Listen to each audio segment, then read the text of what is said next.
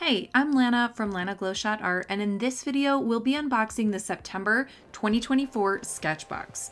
In this box, we will be exploring acrylic paint with fun metallic colors on black paper. Ready? Let's go. The surface in this month's box is the Legion Stonehenge Aqua Cold Press Black Heavy Paper. Next, we have the Sketchbox Signature Dual Brush with two tips. One is the angled 1/4-inch chisel tip, and the other is a size 2 bright. We also have several tubes of Amsterdam acrylic paint, including oxide black, pearl white, pearl red, pearl yellow, pearl green, pearl blue, and pearl violet. When we squeeze these paints out onto the palette, they look pretty similar to one another, but once we apply them on black paper, the black paper really brings out their individual color. This one is pearl white. Here we have pearl red, pearl yellow, pearl green, pearl blue, and pearl violet. For these swatches, I'm using the angled side of the Sketchbox Signature Dual Brush. This brush is ideal for applying larger areas of color and also for mixing new colors. Here, I'm mixing the pearl red and the pearl yellow to create a new shimmery orange tone. I'm gonna wait for this orange swatch to dry completely, and while I'm doing that, I'm gonna create a gradient underneath by going from the pearl red, adding in some of those pearl orange tones that I mixed, and then transitioning to the pearl yellow. Once this paint is dry, I can then begin playing around by applying the oxide black paint right over the top. This is a great opportunity to play around with your angled brush and all of the different marks that you can make with it. Try the point, the edge, use a flat broad stroke, and then create small skinny lines. I really like playing around with all of the different marks I can make and warming up before I jump into a project. Now let's clean off this tip, flip the brush to the other side, and experiment with a few other marks. The bright side of the brush has a flat tip and a very small set of bristles. This makes it a great option for working into fine, small, detailed areas, but there's a variety of different marks you can make with this side of the brush as well. Play around with skinny vertical strokes, thicker, wide, uniform strokes. Play around with movement in the brush and see how that handles as compared to the angled side of the brush.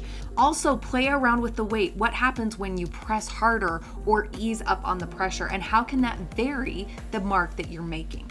When working with a double-ended brush, I recommend that you save those clear plastic protectors so that you can store your paintbrushes vertically while protecting the bristles. We're excited to hear what you think about this double-ended brush, so please let us know in the comments.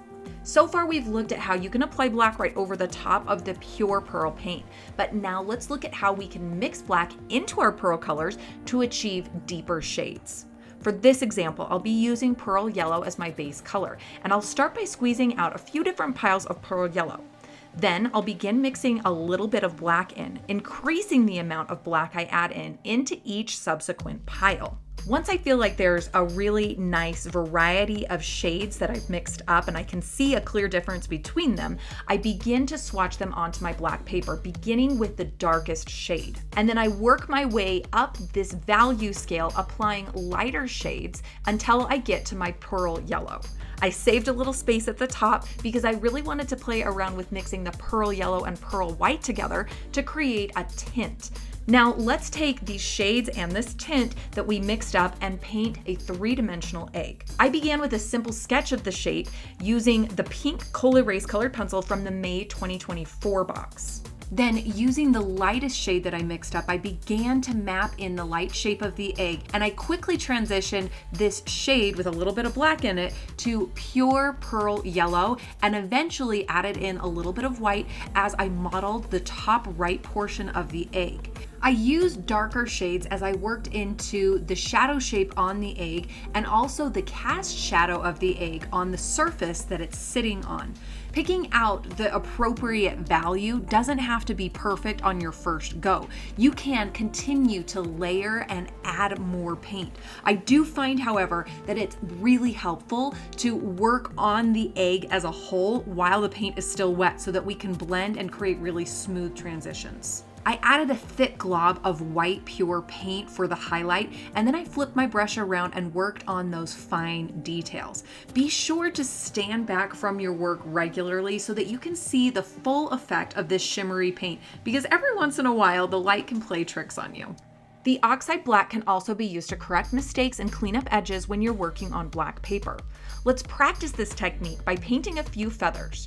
To get the feather shape, we're gonna start really basic. Think of an oval shape, maybe with a little bit of a curve in it, and then the very base of the feather, that shaft that connects into the bird. Paint several of these in different colors, playing around with mixing and adding black to create your shades, and allow this to dry completely. Then come in with your pure oxide black and begin to sculpt the shape out.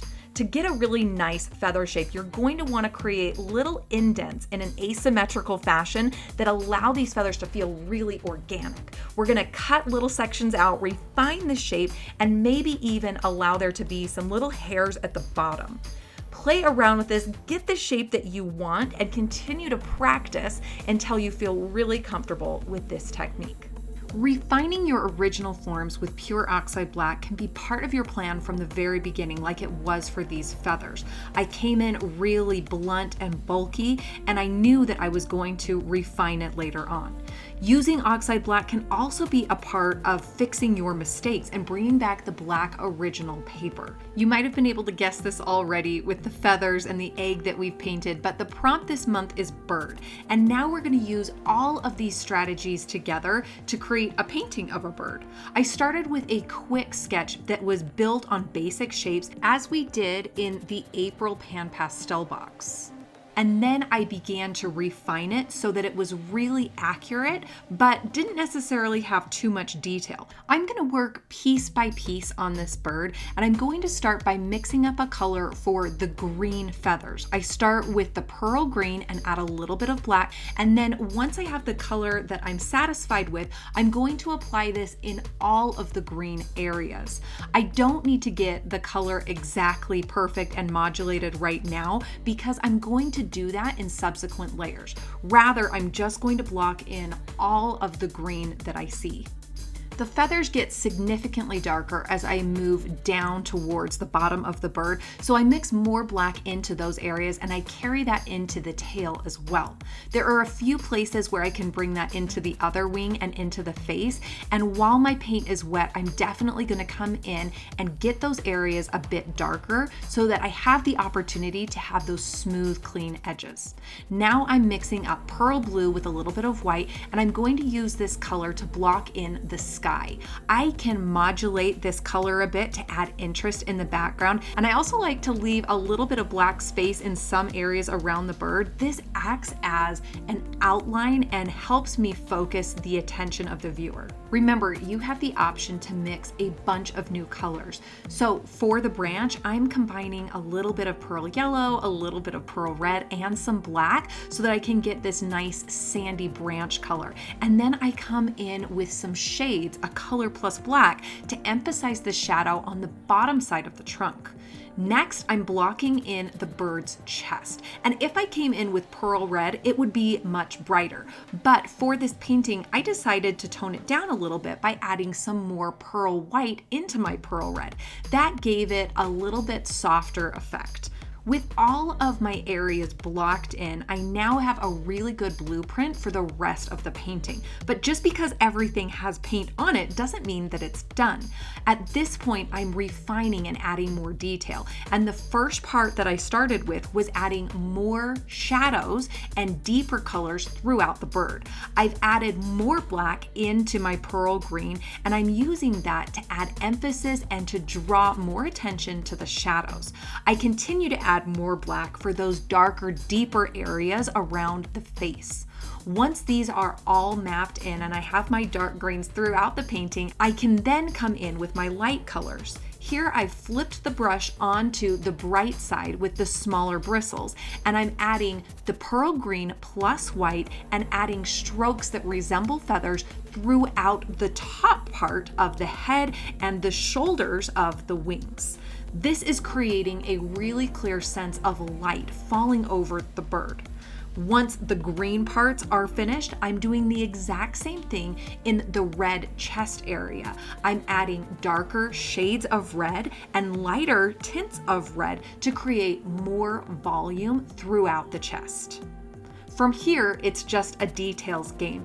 Follow your intuition and add more and more layers of paint until you get this bird exactly the way that you want. My finishing touches include a highlight on the eye, a streak of light on the beak, and then deepening some of the shadows on the belly or the underside of the torso of the bird. As I intensify the value under there, I'm able to create even more volume than I had before.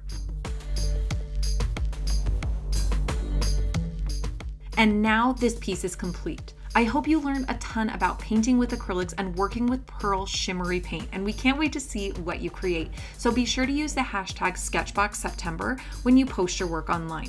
For more unboxing videos and tutorials, you can check out our YouTube page where you can like and subscribe.